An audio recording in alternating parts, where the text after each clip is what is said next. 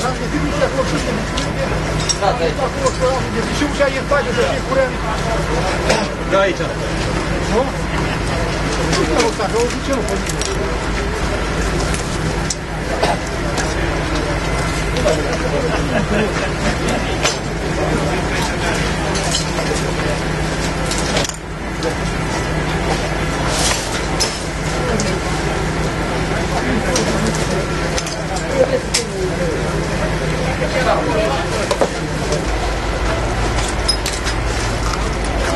Aveți grijă la gheață, aici.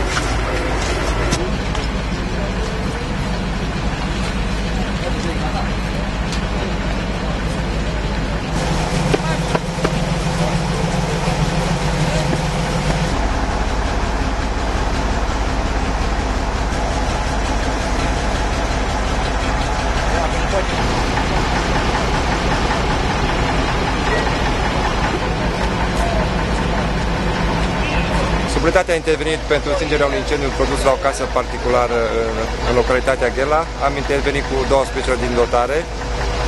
La locul intervenției a fost de asemenea și formația serviciilor voluntare din municipiul Ghela.